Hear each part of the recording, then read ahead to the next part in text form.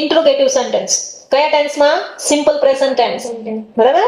Simple present ટેન્સમાં શેનું form આવે? To do નું ફોર્મ આવે, બરાબર. ડુ ડસ આવશે અને pronoun I we you they હશે તો ડુ આવશે અને હી સી ઇટ હશે તો ડઝ આવશે. ક્લિયર થયું આટલું? ચાલો, તો આપણું સિમ્પલ સેન્ટેન્સ હોય તો એનું ફોર્મેશન શું આવે? સબ્જેક્ટ, વર્બ, ઓબ્જેક્ટ, અધર વર્ડ્સ. હવે આપણે શું કરવાનું છે? Interrogative sentence. ઇન્ટ્રોગેટિવ સેન્ટેન્સ એટલે શું? ક્વેશ્ચન ફોર્મ વાળું, બરાબર.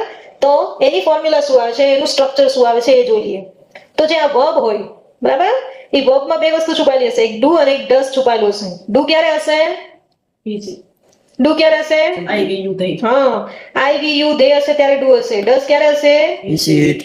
હી સી ઇટ હશે ત્યારે ડઝ હશે. એટલે આની આ વર્બ ની અંદર બે વસ્તુ છુપાયેલી હશે, કાં તો ડુ હશે કાં તો ડઝ હશે, બરાબર. અને ડુ અને ડઝ નીકળી જાય એટલે વર્બ નું કયું ફોર્મ આવી જાય? V1.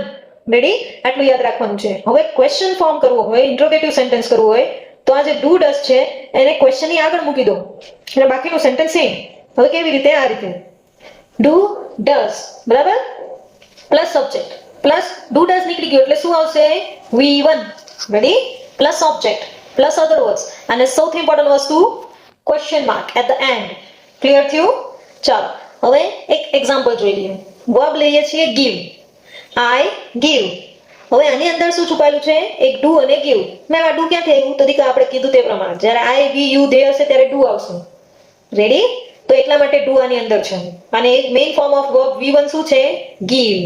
રેડી? હવે મારે આ સેન્ટેન્સ ફોર્મેશનમાં આ મૂકવાનું છે. જો ડુ આવી ગયું આગળ, આ જે ડુ આમાંથી નીકળ્યું એને આપણે સેન્ટેન્સના શરૂઆતમાં મૂકી દીધું.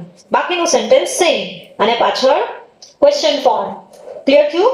હવે એક ઓર એક્ઝામ્પલ, હી ફોરગેટ્સ. રેડી? તો મેમ આ એસ કેમ લાગ્યો? તો દીકા હી સી ઇટ સાથે શું આવે? ડઝ આવે. એટલા માટે પાછળ એસ લાગ્યો છે. તો આની અંદર બે વસ્તુ છુપાયેલી છે, એક ડઝ અને ફોરગેટ V1 છુપાયેલું છે, બરાબર. હવે આપણે કીધું તે પ્રમાણે ડઝ સેન્ટેન્સની આગળ આવી જાય તો ડઝ હી ફોરગેટ પાછળ ક્વેશ્ચન માર્ક. ખ્યાલ આવી ગયો? તો આ રીતે આ શું બનશે? Interrogative sentence. શું બનશે?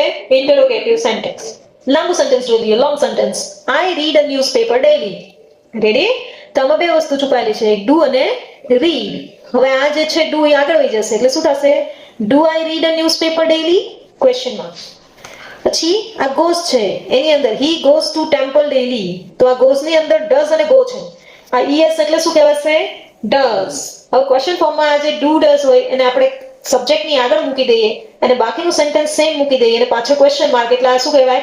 Interrogative of simple present tense. પણ ધ્યાન શું રાખવાનું? અહીંયા વર્બમાં જો ડઝ નીકળી જાય એટલે ગોઝ નહીં આવ્યું, પછી શું આવશે? V1 ફોર્મ આવશે. ખ્યાલ આવી ગયો? તો આ હતું interrogative sentence of simple present tense.